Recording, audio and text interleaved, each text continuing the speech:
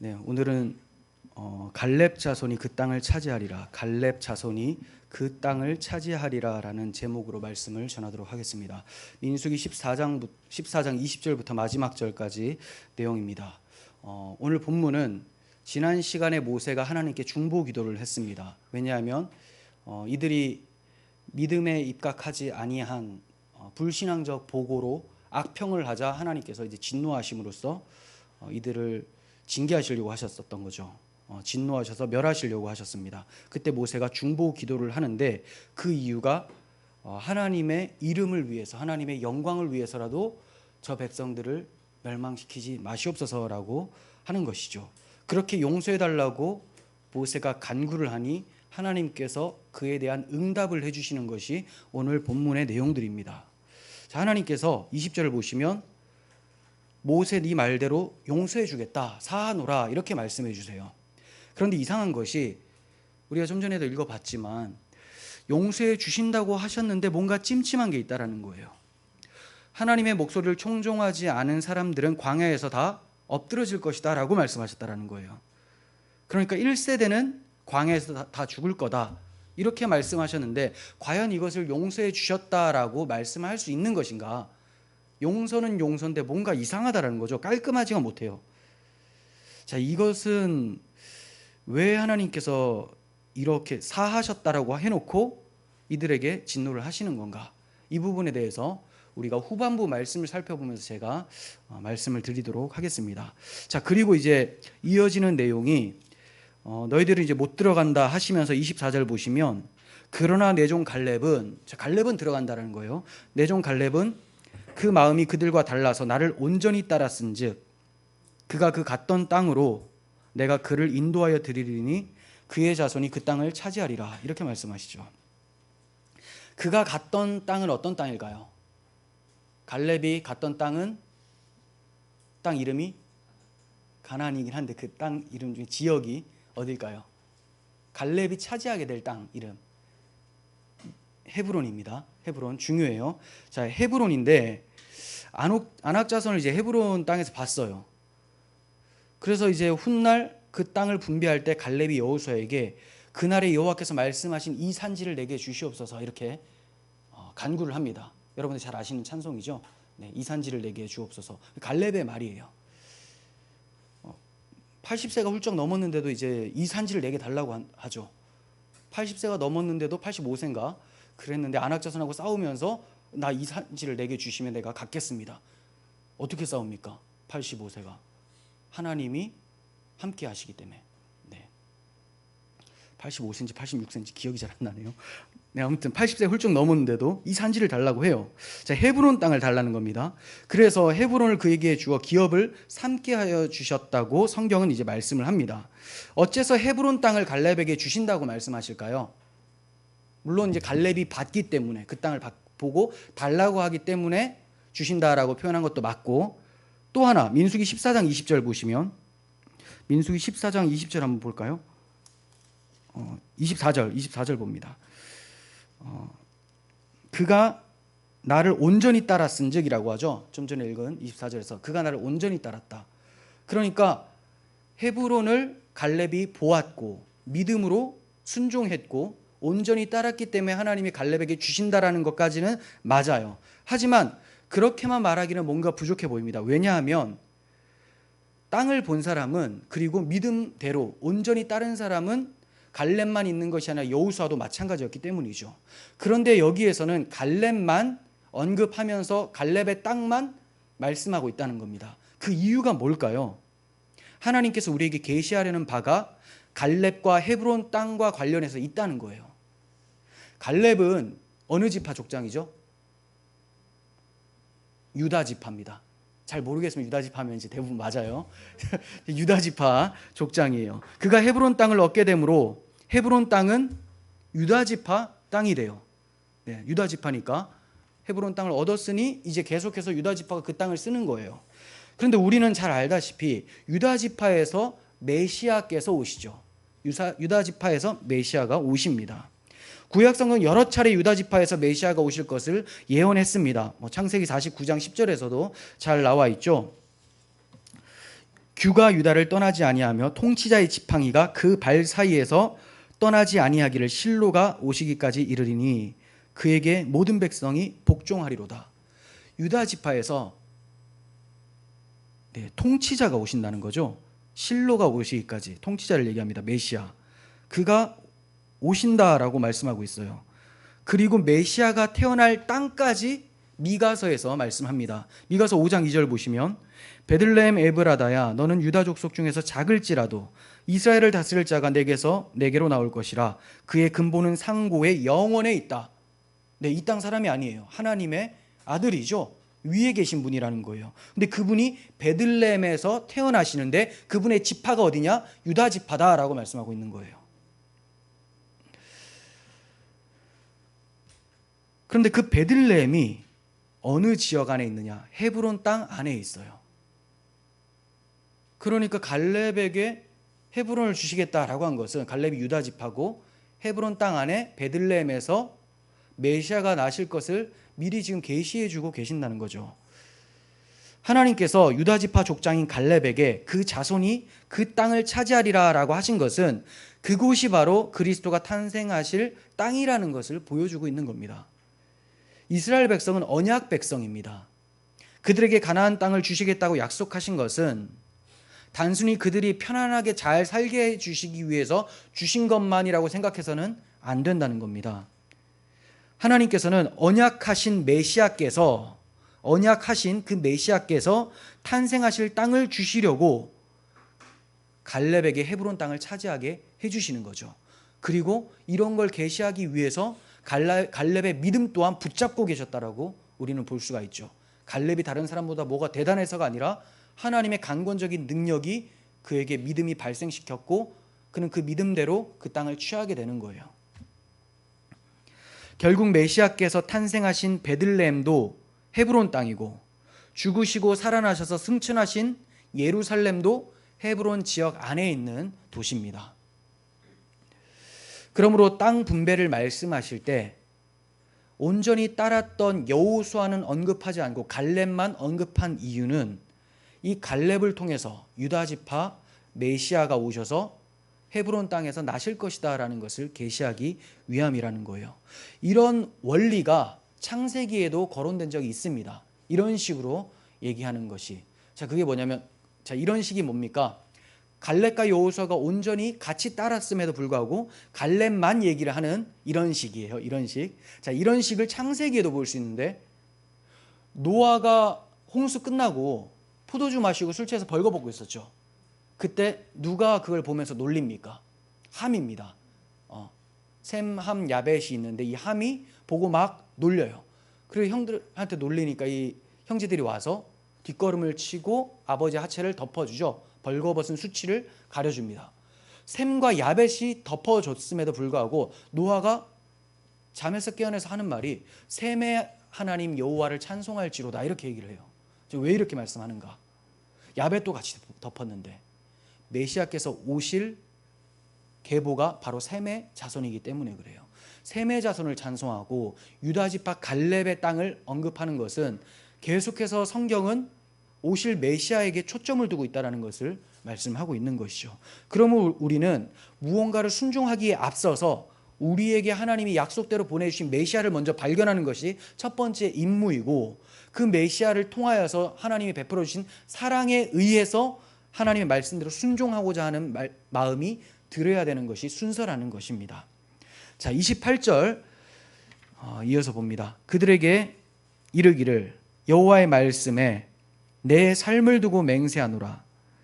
너희 말이 내 귀에 들린 대로 내가 너희에게 행하리니 라고 합니다.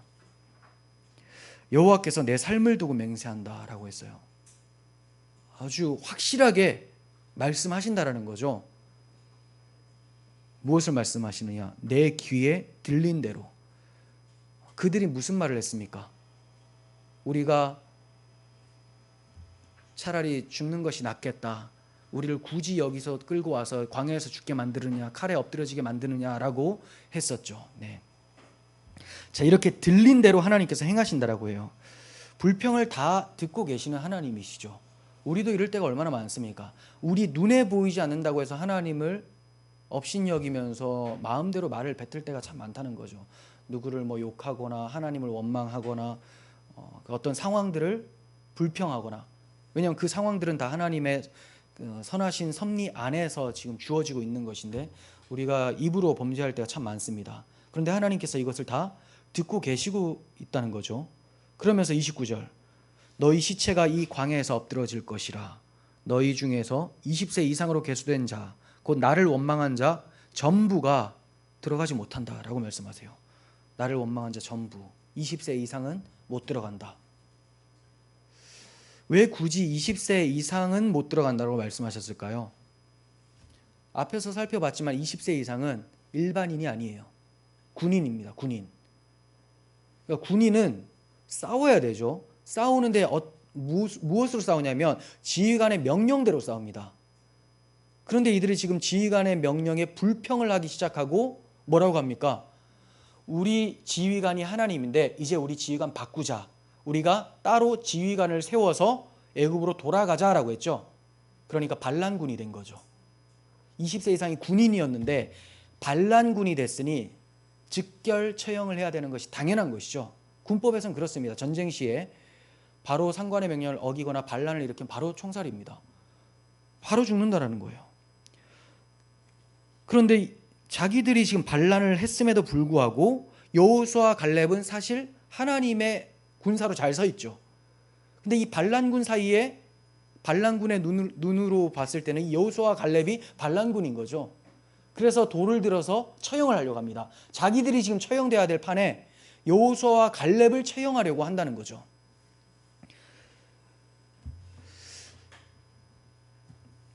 이렇게 악하게 하나님을 반역하면서 하나님에게 이제 반역을 하는 모습을 우리는 보게 돼요. 계속해서 이제 생각해 볼 점은 1세대들이 어째서 약속의 땅으로 들어가지 못했는가라는 점을 좀 상고해 보았으면 좋겠습니다. 어째서 1세대들은 약속의 땅에 못 들어갔는가? 히브리서 기자가 얘기를 하죠. 3장 18절부터 봅니다. 또 하나님이 누구에게 맹세하사 그의 안식에 들어오지 못하리라 하셨느냐? 곧 순종하지 아니하던 자들에게가 아니냐. 그러니까 이스라엘 1세대는 순종하지 않았다라는 겁니다. 무엇에 순종하지 않았는가? 약속의 땅을 주시리라고 하셨고, 그리고 그 땅으로 올라가라라고 했는데 정탐부터 했고, 정탐하고 돌아와서 우리는 못 올라가겠습니다라고 했단 말이에요. 반역을 했죠. 불순종을 했습니다. 그런데 이 불순종의 근거가 뭐냐? 이러보건대 그들이 믿지 아니함으로 능히 들어가지 못한 것이다. 자, 불순종이 왜 튀어나왔는가? 믿지 않았기 때문이라는 거예요. 믿지 않았기 때문에. 불신앙이 곧 불순종이 됩니다.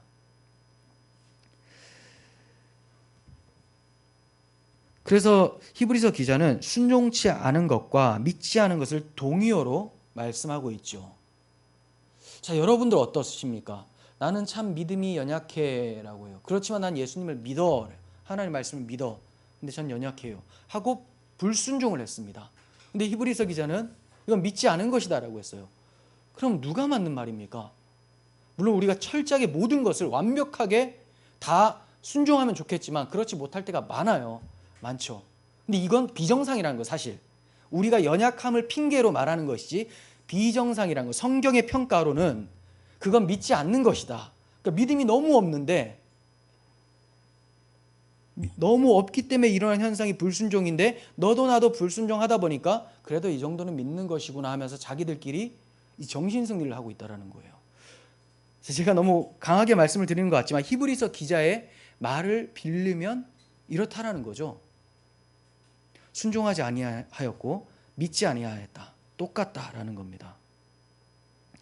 계속해서 31절 봅니다. 너희가 사로잡히겠다고 말하던 너희의 유아들은 내가 인도하여 드리리니 그들은 너희가 싫어하던 땅을 보려니와. 참 아이러니하죠. 그들이 무슨 생각을 하면 하나님은 반대로 행하십니다. 근데 왜 그러냐?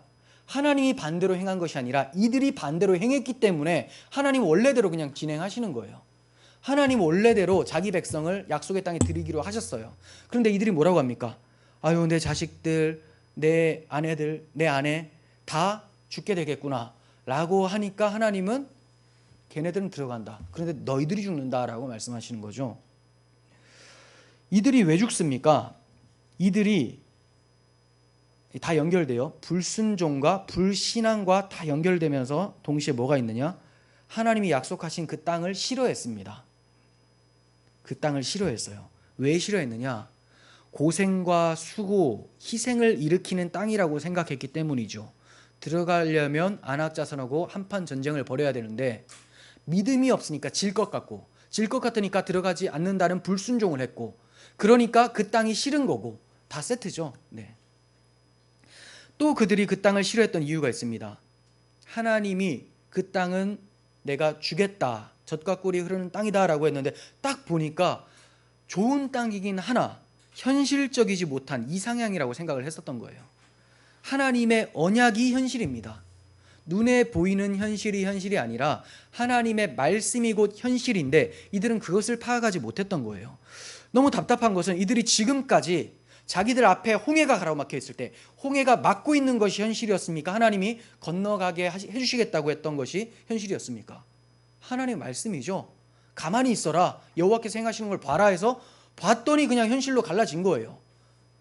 눈앞에 안개 같은 거였는데 하나님의 말씀이 현실이었는데 그것을 많이도 경험했음에도 불구하고 또다시 현실을 구분하지 못하고 있다는 겁니다. 언약을 신뢰하는 자에게는 이상향은 곧 현실이 됩니다. 하나님의 언약을 믿고 있는 자들은 하나님이 약속한 것이 반드시 주어지게 될 거라는 것을 믿고 그냥 취합니다. 그래서 먹이라고 하죠. 그냥 먹는 거죠. 밥 무서워하는 사람 없지 않습니까? 밥은 그냥 먹는 거예요. 40년 후에는 정말로 그 땅을 취하게 됩니다. 이들이. 누구의 능력이냐? 약속하신 하나님의 능력으로. 이들이 하는 건 뭐였냐? 믿기만 하면 됐다라는 겁니다. 들어가게 하시는 분은 하나님이시니. 이들이 무슨 전쟁을 해서 이겨가지고 뭐 약속의 땅을 들어갑니까? 하나님이 앞서가시면서 다 물리쳐 주시죠. 이들이 뭐 칼이나 창, 방패 이런 거 괜찮은 거 하나 없는 이들이 어떻게 싸웁니까? 그냥 언약궤가 앞으로 나가면서 이기는 거죠. 그러므로 하나님의 약속이 떨어질 때 그 약속을 믿으면 반드시 승리하여 전리품을 얻게 된다라는 것을 성경은 말씀하고 있습니다. 그러나 그들은 하나님의 언약을 멸시하고 그 땅을 싫어했어요. 믿지 않음이 불순종으로 나타났기에 하나님께서 말씀하세요. 32절 너희 시체는 이 광야에서 엎드러질 것이요 다 죽는다. 너희 다 죽는다. 이렇게 말씀을 하고 있습니다. 그렇다면 서두에 말씀드린 대로 이것이 용서해 주신 것이라고 할 수 있을까요? 모세가 간구를 했고 네 말대로 내가 사하노라 라고 하셨는데 다 광야에서 죽는다고 했는데 이게 과연 용서라고 할 수 있는가라는 거예요.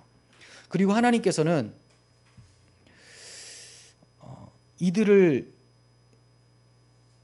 이 광야에서 엎드러지게 해 놓으시고 결국에 2세대는 그 땅으로 들어가게나 하신다는 거죠.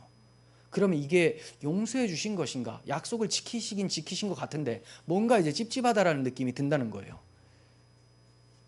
이걸 어떻게 생각해야 될까요? 하나님께서 약속의 땅을 반드시 주셨습니다. 40년 후에 주셨습니다. 누구에게 주셨습니까? 이스라엘 민족들에게 주셨죠. 2세대는 개인들이 아니에요. 이스라엘 민족이라고 하죠. 이스라엘 누구에게 주셨다가 아니에요.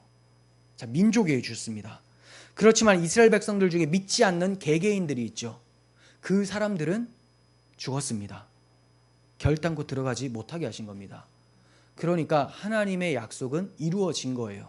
자, 왜냐하면 하나님이 약속하실 때 내가 이스라엘 백성에게 내 백성에게 주겠다라고 했지 개개인에게 다 주겠다라고 하신 적이 없다라는 겁니다.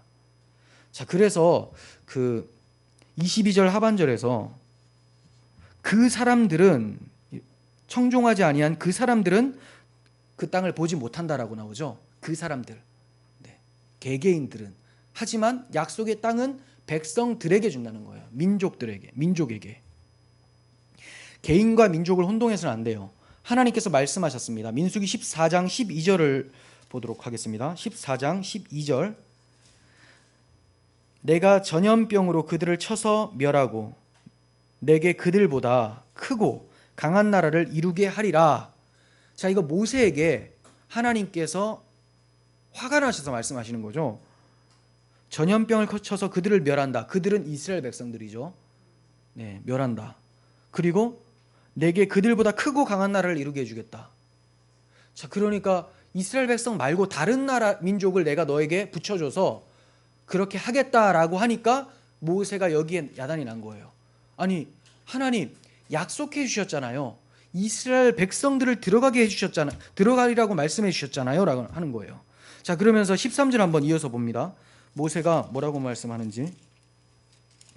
모세가 여호와께 여짜오되 애굽인 중에서 주의 능력으로 이 백성을 인도하여 내셨거늘 그리하시면 이 백성들을 다 죽이시면 그들이 듣고 이 땅 거주민에게 전하리이다 하면서 이제 16절을 봅니다. 잠깐만요. 16절 이어서 볼게요. 여호와가 이 백성에게 주시기로 맹세한 땅에 인도할 능력이 없었으므로 광야에서 죽였다 할 것입니다. 이 백성에게, 그러니까 백성들을 다 죽이고 그 백성들을 그 땅으로 인도하지 않으신다라는 말은 하시면 안 됩니다라는 거예요. 그랬더니 하나님께서 네 말대로 내가 사하겠다라고 한 겁니다. 그럼 뭘 사했는가? 이스라엘 백성이 들어가기는 하신다라는 겁니다. 하지만 불신앙을 가진 자들, 안 믿는 사람들은 약속의 땅을 못 얻는다라고 말씀하는 거죠. 네. 그러니까 이 세대들이 언약의 땅으로 들어갈 수 있었던 것도 그들이 믿음이 좋아서가 아니라 하나님이 약속하신 대로 그 백성들에게 주시기 위해서 그들을 남겨놓으신 거예요. 남은 자들이 이렇게 남겨집니다. 그들이 대단해서 남겨지는 게 아니라 하나님이 자신의 언약을 성취하시기 위해서 그들의 믿음을 붙잡으시고 들여보내시고, 그리고 불신앙적인 사람들은 다 징계를 하신다라는 거죠. 물론 1세대가 다 못 들어가지만 그들이 다 지옥에 갔다, 하나님의 심판을 받았다라고 하기는 어려워요. 그건 이제 좀 어려운 표현이고, 하나님의 백성이잖아요. 이스라엘 백성들, 못 들어간 1세대들도. 그러니까 하나님이 죄 지은 것에 대한 징계를 하셨다라고 보셔야 되는 게 맞습니다. 네. 심판을 하셨다가 아니라 징계를 하셨다, 이렇게. 자, 그래서 이스라엘 백성들이 다 못 들어가게 되죠. 그리고 2세대 이스라엘 민족들이 이제 들어가게 되는데, 하나님께서는 이스라엘 민족을 멸하시지 않으시겠다라고 하시면서 용서해 주신 거예요. 하나님께서 그 조상들에게 하신 약속을 폐하신 것이 아니죠. 그들의 죄를 사하시고 그 약속을 지켜주신 것이 됩니다. 이스라엘이 마치 버림받은 것 같은 모양을 하고 있었기 때문에 사도 바울이 이 구조를 보면서, 이 사건을 보면서 굉장히 고심했었습니다. 야, 하나님이 안 버리신다고 했는데 1세대들이 다 죽었지 않느냐. 그리고 하나님이 이스라엘 백성들 안 버리신다고 했는데 지금 복음을 전했는데 이스라엘 백성들이 안 믿고 있는 거예요. 이들이 지금 그럼 다 버려지는 건가? 이런 고민을 하고 있으면서 로마서 9장을 씁니다. 로마서 9장 4절 봅니다. 그들은 이스라엘 사람이라 그들에게는 양자됨과 영광과 언약들과 율법을 세운 것과 예배와 약속들이 있고 조상들도 그들의 것이요 육신으로 하면 그리스도가 그들에게서 나셨으니 그는 만물 위에 계셔서 세세에 찬양받으실 하나님이시라. 아멘. 자, 이게 무슨 말이냐면, 이 사람들, 이스라엘 백성들은 하나님의 언약의 백성이다. 예수 그리스도께서 오실 통로가 되었던 민족들이고 하나님이 이들을 버리지 않으시겠다 했다. 그런데 지금 이들이 아무도 안 믿는 것 같다는 거예요. 그래서 이어서 그가 깨닫고 이제 기록을 합니다. 그러나 하나님의 말씀이 폐하여진 것 같지 않도다. 네. 이스라엘에게서 난 그들이 다 이스라엘이 아니요 또한 아브라함의 씨가 다 그의 자녀가 아니라 오직 이삭으로부터 난 자라야 내 씨라 불리리라 하셨으니. 자, 이게 무슨 말이냐면 사도 바울이 깨닫게 된 거예요. 이스라엘 민족 전체가 알아서 다 믿게 되는 것이 아니었고 이스라엘 백성들 중에 하나님이 택하신 자들, 믿음의 백성들을 숨겨 놓으셨다라는 거죠. 이들은 하나님이 반드시 다 약속의 땅으로, 하나님 나라로 인도해 드리시겠다라고 약속해 주셨는데 그 말씀이 폐하여진 게 아니었구나. 결국 믿음이 없어서 복음을 거부하는 사람들은 약속의 자녀가 아니었다. 그냥 육신적 이스라엘이었지 믿음의 자녀가 아니었구나라고 그가 깨닫게 되었다는 겁니다. 그러니까 하나님의 약속은 절대로 폐하여지지 않습니다. 하나님은 약속하신 대로 이스라엘 민족을 가나안 땅으로 인도하여 들이셨어요. 그리고 약속하신 대로 유대인들을 통해서 그리스도가 나게 하셨습니다. 하나님의 언약을 믿지 않았던 자들은 들어가지 못했지만 그들의 자녀 세대들에게는 언약이 실현되는 것을 허락해 주셨다라는 거예요. 약속에 신실하신 하나님을 보게 됩니다. 33절, 너희 자녀들은 너희 반역한 죄를 지고 너희의 시체가 광야에서 소멸되기까지 40년을 광야에서 방황하는 자가 되리라. 자녀들 참 불쌍하죠. 아버지들 때문에 광야에서 40년을 이제 살게 됩니다. 40년 동안 그들의 행진이 지연돼 버린 거죠. 금방 들어갈 수 있었는데 지금 코앞까지 왔는데 다시 광야로 들어가라고 하시는 거예요. 40년이 지연되는 거죠. 약속하신 대로 들어가게 되었지만 40년이 지난 후에야 들어가게 되었다는 겁니다. 이게 무엇 때문이냐? 죄 때문이죠. 그런데 우리 죄 때문에 하나님의 약속이 폐하여지지는 않아요. 늦춰지기는 했습니다. 그런데 이건 우리 죄로 인함이고 결국은 하나님의 가장 적절한 때에 하나님의 백성들을 그 땅으로 인도해 들이셨다는 겁니다. 이것은 인간의 불신앙이 하나님의 선하신 계획을 폐할 수 없다라는 것을 가르쳐 주는 것이죠.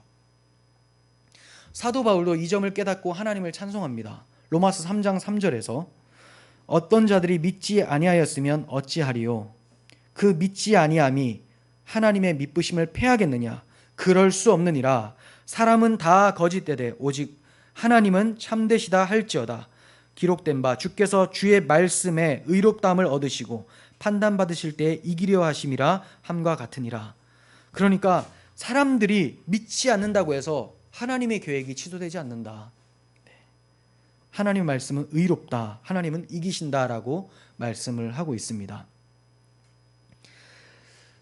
그런데 우리는 참 악하기 때문에 이 아주 나쁜 습관을 가지고 있는 것이 우리의 어떠함에도 불구하고 하나님의 약속은 이루어집니다라고 하면 그러면 내가 지금 이 모양 이 꼴이라도 마음대로 좀 살더라도 하나님이 알아서 약속해 주셨으니 천국으로 날 인도하시겠구나. 이렇게 하나님의 선하심을 핑계로 안일해질 수 있다는 거죠. 자, 히브리서 기자는 이런 사고를 하지 말라고 우리가 어떤 식으로 살아가야 될지를 말씀하고 있습니다. 히브리서 4장 1절.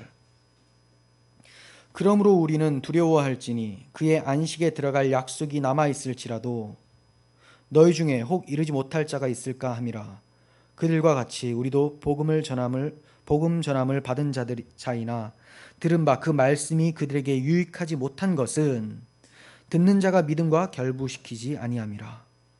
그 말씀이 그들에게 유익되지 못했는데 그 이유는 듣긴 들었는데 믿음으로 결부시키지 못했다. 근데 그 믿음이 뭔지는 설명했죠. 순종이죠. 듣긴 들었는데 순종함으로 나아가지 않았기 때문에 이들은 들어가지 못하게 된다라고 말씀합니다.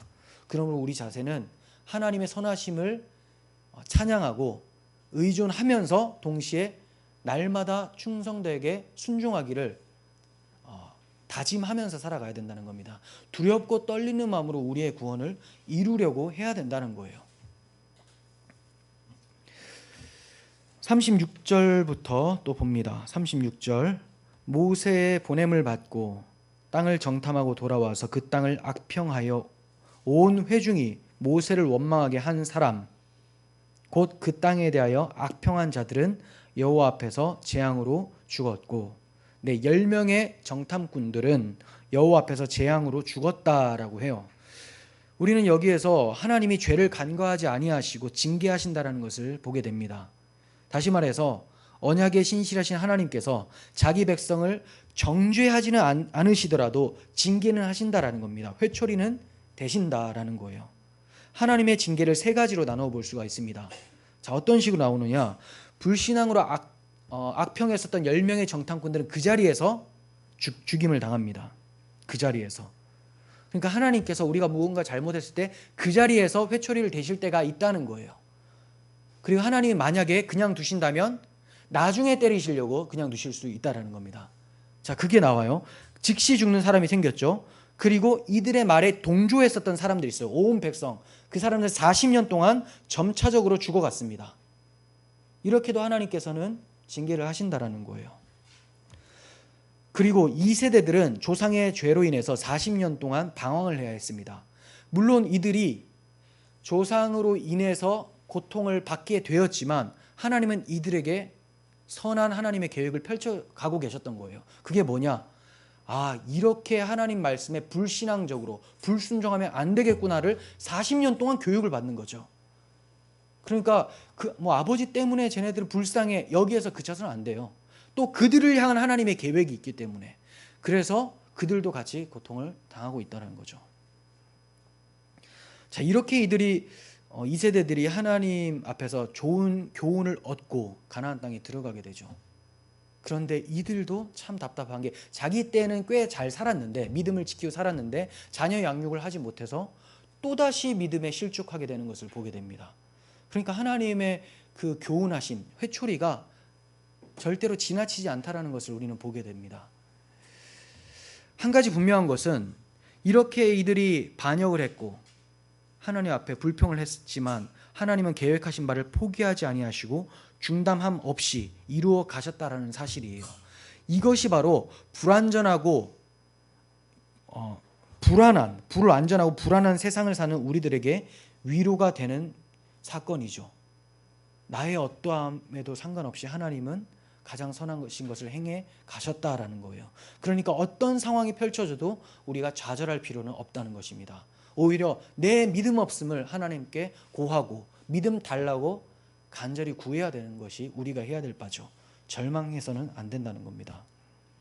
38절 그 땅을 정탐하러 갔던 사람들 중에서 오직 눈의 아들 여호수아와 여분네의 아들 갈렙은 생존하니라.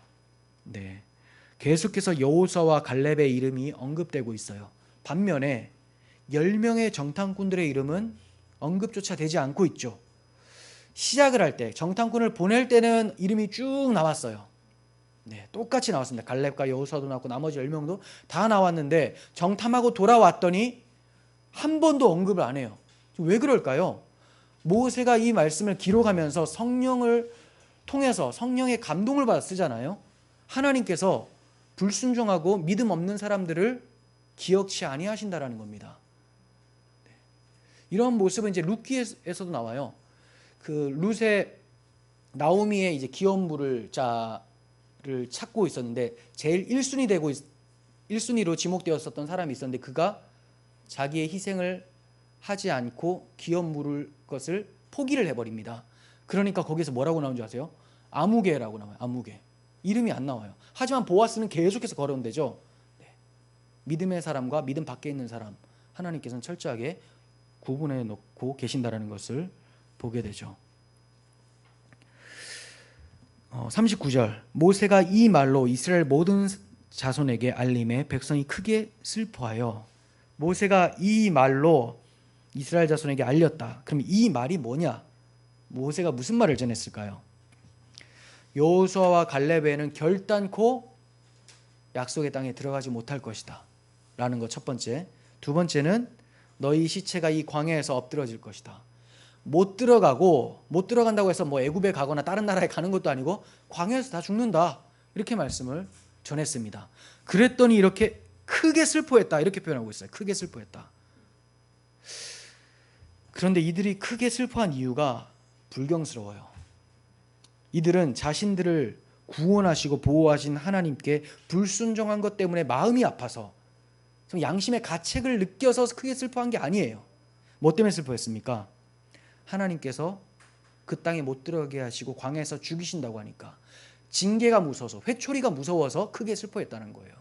그러니까 뭔가 아버지한테 큰 잘못을 했는데 그 아버지의 마음에 근심을 끼쳐드린 것 때문에 크게 우는 것이 아니라 아버지가 때리려고 하는 그 회초리를 보고 울었다는 거죠. 얼마나 수준이 낮습니까? 얼마나 애 같습니까? 이런 모습이 이들에게 있었어요. 이 점을 40절 이하의 기사를 통해서 발견할 수 있습니다. 아침에 일찍이 일어나 산꼭대기로 올라가며 이르되 보소서 우리가 여기 있나이다. 우리가 여호와께서 허락하신 곳으로 올라가니 우리가 범죄하였음이니이다. 야, 이거 저 보세요. 뒷북이 이런 뒷북이 없습니다. 아침에 일찍 일어나서 마치 이게 믿음의 순종 같잖아요. 이 표현 어디서 나온지 아세요? 일찍 일어나서 아브라함이 아침 일찍 일어나서 모리아산으로 나가는 거, 그거와 같은 이 단어가 쓰이는 거예요. 일찍 일어났는데 산꼭대기로 올라가면서, 그냥 올라갈까요? 묻는 것도 아니고 올라가면서 얘기해요. 우리 지금 가고 있는데 보세요, 여호와께서 허락하신 곳을 우리 올라가고 있습니다 라고 하는 거죠. 조금 전까지만 해도 갈렙이 우리가 곧 올라가서 그 땅을 취하자, 능히 이기리라 라고 하니까 뭐 했습니까? 돌멩이 어딨냐 이랬어요. 쳐 죽이자. 그런데 하나님께서 너희들 광야에서 다 죽는다라고 하니까 갑자기 돌변해서 우리 올라가자 이런다는 거예요. 야, 참, 왜 이러는 걸까요?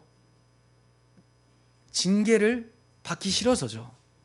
징계받는다고 하니까 내 방법으로 하나님 앞에 만회를 하려고 하는 거예요. 그 땅으로 올라가라는 명령을 거역했던 사람들이 이제는 올라가지 말고 광야로 들어가라라고 하니까 그 말씀에 또 불순종하고 있는 거예요. 두 번의 불순종. 올라가라라고 하니까 우리 못 가요. 그럼 너 광야로 들어가라, 이제 죽었다 하니까 이거 올라갈래요. 두 번의 불순종이죠. 하나님의 방식이 아니라 자기 방식대로 하는 것이 죄예요. 이런 모습 우리에게 얼마나 많습니까? 분명히 하나님이 하라고 했는데 하지 않아서 뭔가 그르치고 하나님의 징계가 임했을 때 본인이 딱 느끼는 거예요. 그리고 뒤늦게야 하려고 하는 거. 그러면 하나님의 진노가 혹시나 넘어갈까 봐 내 고집대로 하면서 난 참 믿음대로 행한다, 이렇게 생각하는 경우가 얼마나 많습니까? 지금 이들도 우리가 여호와께서 허락하신 곳으로 올라가니 우리가 범죄했습니다 이렇게 얘기를 해요. 마치 자기 자신들이 회개를 하고 하나님 말씀대로 순종하는 척 하고 있다는 거죠. 광야로 들어가라 했잖아요. 광야로 들어가라. 그러면 그때 이들이 해야 될 것은 알겠습니다 하면서 울면서 회개하며 따라가는 거예요. 회초리 그냥 달게 받겠습니다. 근데 회초리 때리지 마시고 제가 그럼 올라가 볼게요 하는 거죠. 41절, 모세가 이르되 너희가 어찌하여 이제 여호와의 명령을 범하느냐, 이 일이 형통하지 못하리라. 이렇게 자기 방식대로 막무가내인 그들을 모세가 책망했습니다. 이들의 행동은 회개도 믿음도 아니에요. 그 어떠한 것도 아닙니다. 그냥 자기 중심적인 사고에 의해서 고집스러움이 나타난 것이죠. 자기 중심적으로. 이게 바로 믿음이고 이렇게 하는 것이 하나님을 달래는 길이다. 고집밖에 남은 게 없습니다. 교회를 다니면서 순종함을 배우지 못한 오래 교회 다닌 사람들의 특징은 고집스러워요. 그냥 안 믿는 사람들보다 더 고집스럽습니다. 그러니까 교회를 다니면서 순종의 미덕이 나타나지 않았던 사람들의 특징이 그렇다는 겁니다. 혹시 내가 그렇지 않은가? 야, 너 고집이 너무 세. 굉장히 문제가 있다는 거죠. 하나님 앞에서 꺾을 때 꺾어야 되는데 그때 못 꺾고 뭔가 회초리가 찾아오니까 그제서야 다시 하려고 하는 거, 이것도 고집이라는 거. 이것도 즉각적으로 순종하시고 또 나에게 고집이 발견되면 하나님 앞에 철저하게 회개하시고 내려놓으시기를 바랍니다. 42절부터 봅니다. 여호와께서 너희 중에 계시지 아니하니 올라가지 말라. 모세가 당부를 하죠. 너희의 대적 앞에서 패할까 하노라. 아말렉인과 가나안인이 너희 앞에 있으니 너희가 그 칼에 망하리라. 너희가 여호와를 배반하였으니 여호와께서 너희와 함께 하지 아니하시리라. 하나로 마치죠. 하나, 뭔가 찝찝합니다. 자, 출애굽 후에 여호와께서 자기 백성들과 함께 하지 않으셨던 적이 단 한 번이라도 있습니까? 지금까지 늘 함께 하셨어요. 그 증거가 성막입니다. 언약궤가 늘 그들과 함께 있었죠. 그들이 가면 언약궤도 먼저 갔고 불기둥과 구름기둥이 먼저 갔습니다. 그런데 지금은 함께 하지 않으신다고 해요. 왜 그렇습니까? 언약 백성이 하나님의 언약을 버렸기 때문에 더 이상 언약 백성이 아니라고 자기들끼리 시인한 거예요. 우리가 자주 착각하는 것은 하나님의 언약에 입각하여 살지도 않으면서 하나님은 나와 함께 하신다라고 생각하는 착각이죠. 하나님과 함께하니 기도하고 추진하면 다 이루어질 거라는 어리석은 기대를 갖습니다. 언약대로가 아니라 말씀하신 대로가 아니라 내 멋대로 계획을 하고 내가 하나님께 기도를 하니 잘 이루어질 거야. 하나님은 나의 하나님이니까. 어디서 그런 말도 안 되는 사고가 나오는지 모르겠어요. 이대로 올라가면 대적에게 패한다고 모세가 얘기를 했지 않습니까? 목사들도 그리고 뭐 장로님들이나 권사님들이 신앙의 선배들이 그대로 하면 안 돼라고 했는데 또 그대로 하는 거예요. 그게 자기의 고집스러움이죠. 나는 기도하면서 그러면 이렇게 하겠다. 하나님 내 마음 알아주실 거야. 하나님 말씀대로 추진을 해야 됩니다. 모세가 이렇게 올라가지 말라고 했는데 어떻게 합니까? 네?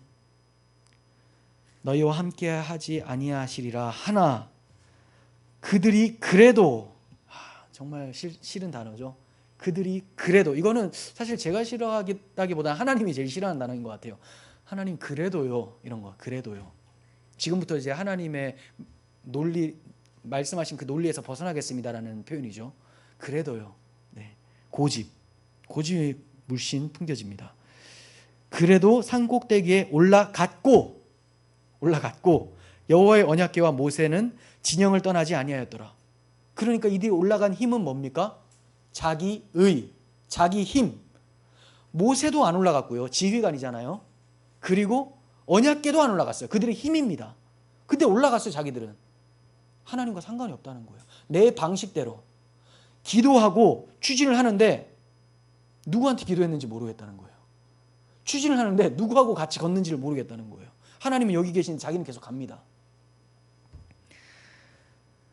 기어코 자기 마음대로 올라가 버리죠.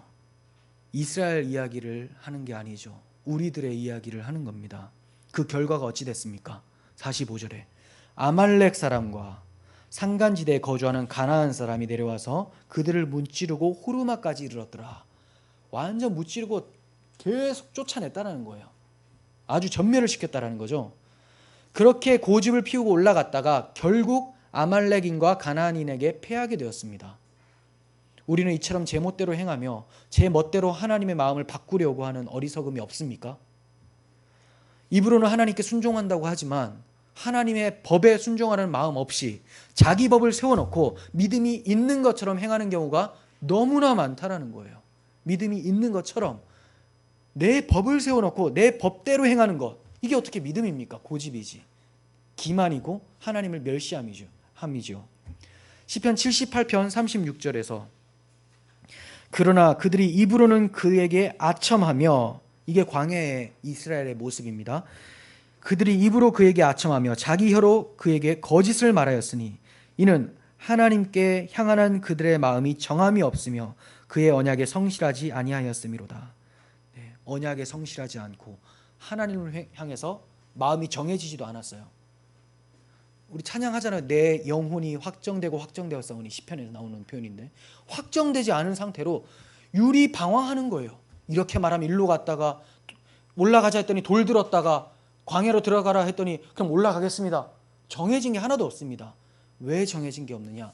하나님께 고정하지 않으면 우리의 마음은 갈대와 같아요. 바람 부는 대로 넘어가게 마련입니다. 이렇게 지독한 이스라엘 백성들은 우리들의 지독한 모습을 보여주고 있는 거예요. 이러한 우리들을 위해서 갈렙에게 헤브론 땅을 주시고 메시아를 그 땅에 보내시고 우리 죄를 위하여 그 땅에서 죽임당하게 허락하신 하나님의 사랑이 얼마나 크십니까? 그런데도 아직까지 그리스도를 머리로 붙들지 않고 한 지휘관을 세워서 돌아가자라고 하고 있지 않습니까? 내 방식, 내 법, 이것은 십자가에 못 박았다라는 사실을 우리가 기억해야 됩니다. 내 방식, 내 법은 없어요. 머리가 그리스도이기 때문에 그렇습니다. 머리 되신 주와 함께 하나님의 뜻을 행하며 약속의 땅으로 인도하실 것을 굳게 믿으시기를 바랍니다. 우리의 죄를 사하여 주시고 언약을 이루어 주실 하나님을 찬양합니다. 기도하겠습니다. 언약이 신실하신 하나님 아버지, 노하기를 더디하시고 은혜와 긍휼이 많으신 하나님 아버지, 이스라엘 백성들의 완악함과 불신앙이 저희들의 모습을 비추어 주고 있는 것 같습니다. 하나님, 이러한 저희들 이 시간 주님 앞에 회개하며 다시 한번 언약의 말씀 붙들고 그리스도를 머리로 삼아 주님 인도하신 대로 따라 걷기를 원하오니 저희를 포기하지 않으시고 끝까지 인도하여 주시옵소서. 주님의 놀라운 사랑에 찬양하며 걸어가도록 하겠습니다. 주님, 저희를 붙들어 주시옵소서. 우리 주 예수님의 이름으로 기도합니다. 아멘.